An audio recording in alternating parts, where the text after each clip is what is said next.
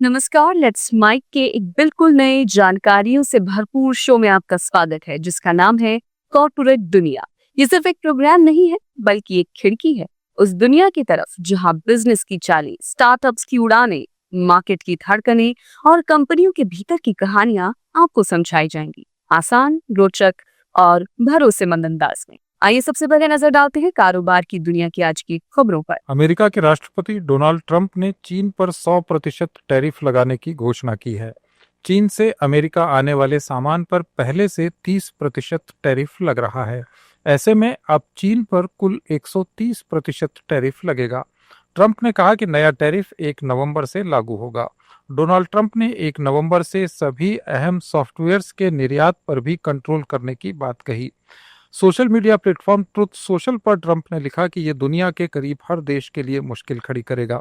चीन ने rare earth material पर निर्यात को और कड़ा कर दिया था, जिसके जवाब में अमेरिका ने ये नए टैरिफ लगाए हैं। इन नियमों के तहत चीनी मिनरल्स या तकनीक का इस्तेमाल करने वाली विदेशी कंपनियों को अब लाइसेंस लेना होगा। चीन ने किसी विदेशी सेना से जुड़ी कंपनियों को ऐसे लाइसेंस न देने का भी निर्णय लिया है। चीन के पास दुनिया के 17 रेयर अर्थ मटेरियल्स हैं जिन्हें वो दुनिया को एक्सपोर्ट करता है। प्रधानमंत्री नरेंद्र मोदी ने कृषि क्षेत्र के लिए 2 बड़ी योजनाएं शुरू की। इन पर कुल 35,440 करोड़ रुपए खर्च होंगे। प्रधानमंत्री ने 11,440 करोड़ रुपए की दलहन उत्पादन मिशन योजना और 24,000 करोड़ रुपए की प्रधानमंत्री धन धान्य कृषि योजना का उद्घाटन किया। दिल्ली के भारतीय कृषि अनुसंधान संस्थान में प्रधानमंत्री ने किसानों से संवाद भी किया। पीएम धन धान्य कृषि योजना का मकसद खेती को आधुनिक और लाभदायक बनाना है। ये योजना देश के 100 जिलों में शुरू की जाएगी। वहीं दाल उत्पादन मिशन का उद्देश्य देश में दाल के उत्पादन को बढ़ाकर आयात पर निर्भरता को कम करना है। प्रधानमंत्री ने कहा कि किसानों के लिए नेक्स्ट जनरेशन जीएसटी रिफॉर्म्स कम लागत और ज्यादा लाभ का भरोसा लेकर आए हैं। आज का भारत इनोवेशन और रिफॉर्म्स के नए पथ पर अग्रसर है। आजकल हमारे यहां नेक्स्ट जनरेशन जीएसटी रिफॉर्म्स की बहुत चर्चा है। किसानों के लिए ये रिफॉर्म कम लागत और ज्यादा लाभ का भरोसा लेकर आए हैं। बटर और घी पर अब सिर्फ 5% जीएसटी से उन्हें बहुत फायदा होगा। मिल्क कैन्स पर भी सिर्फ 5% ही टैक्स है।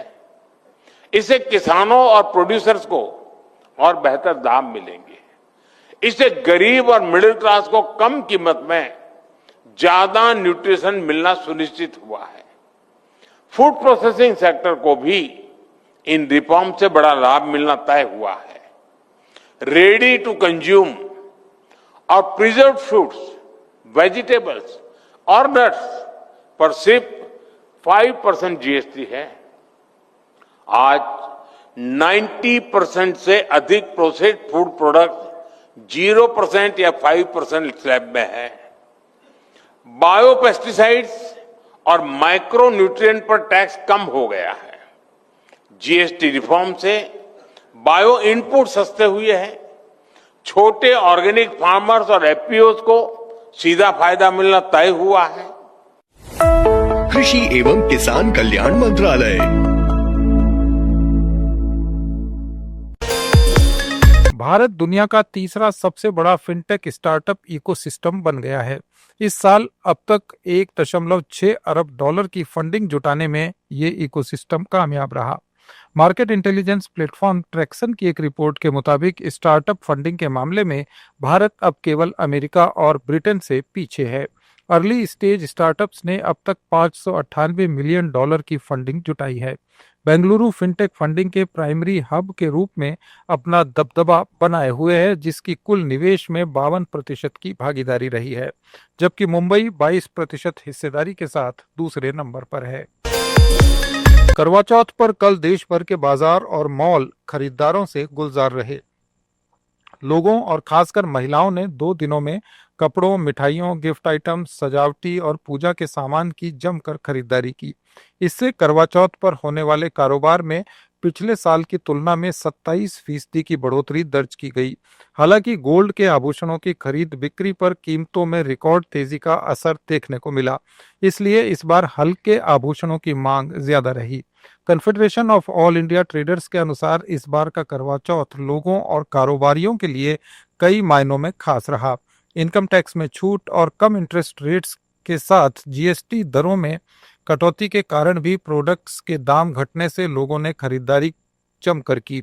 इससे देश भर में करीब 28,000 करोड़ रुपए की खरीद बिक्री हुई, जो पिछले करवा चौथ पर हुए 22,000 करोड़ के कारोबार से 27.27% ज्यादा है।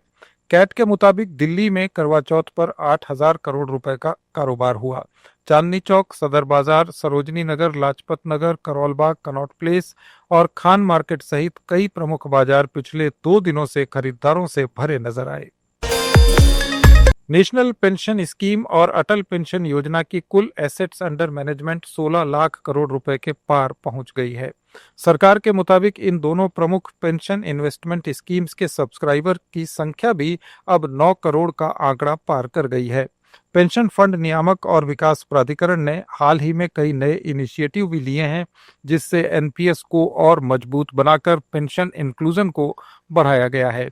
इससे पिछले महीने सरकार ने संसद में बताया था कि एनपीएस वत्सल्य योजना के तहत अब तक 1,30,000 नाबालिगों का रजिस्ट्रेशन किया जा चुका है। भारत का विदेशी मुद्रा भंडार पिछले सप्ताह के दौरान 27.6 करोड़ डॉलर घटकर 699.96 अरब डॉलर रह गया। ताजा जानकारी के मुताबिक विदेशी मुद्रा भंडार का एक प्रमुख घटक विदेशी मुद्रा आस्तियां 4,049 अरब डॉलर घटकर 577.70 अरब डॉलर हो गईं। विदेशी मुद्रा आस्तियों में डॉलर के मुकाबले यूरो, पाउंड और येन जैसी मुद्राओं के उतार चढ़ाव का असर भी शामिल होता है। आरबीआई ने कहा है कि इस सप्ताह के दौरान गोल्ड के भंडार 3.753 अरब डॉलर बढ़कर 98.77 अरब डॉलर हो गए हैं। आरबीआई ने कहा कि special drawing rights 25 million dollar बढ़कर 18.81 अरब डॉलर हो गए।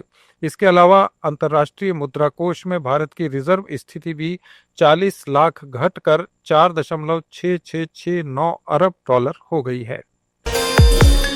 सितंबर में सिस्टमैटिक इन्वेस्टमेंट प्लान यानी एसआईपी के जरिए निवेश में 4% की बढ़ोतरी हुई। यह अगस्त के 28,265 करोड़ से बढ़कर 29,361 करोड़ रुपए हो गया। ऐसा पहली बार हुआ है जब म्यूचुअल फंड्स एसआईपी के जरिए इन्वेस्टमेंट किसी एक महीने में 29,000 करोड़ का आंकड़ा पार कर गया। यानी अब लोग छोटे छोटे इन्वेस्टमेंट के जरिए म्यूचुअल फंड्स में पैसा डालने में ज्यादा दिलचस्पी दिखा रहे हैं। Association of mutual funds in India के मुताबिक इंडेक्स फंड्स और ईटीएफ जैसी अन्य स्कीम्स में जबरदस्त उछाल देखा गया। सितंबर में इसमें 19,056 करोड़ रुपए का निवेश आया, जो अगस्त के 11,436 करोड़ रुपए से 67% ज्यादा है। गोल्ड ईटीएफ ने सबसे ज्यादा 8,363 करोड़ रुपए का इन्वेस्टमेंट हासिल किया। हालांकि इक्विटी म्यूचुअल फंड्स में निवेश लगातार दूसरे महीने कम हुआ। सितंबर में इन फंड्स में 30,422 करोड़ रुपए का निवेश आया, जो अगस्त के 33,430 करोड़ रुपए से 9% कम है। सितंबर में मिड कैप फंड्स में सबसे ज्यादा 5,085 करोड़ रुपए का निवेश हुआ, जबकि स्मॉल कैप फंड्स में 4,362 करोड़ रुपए आए।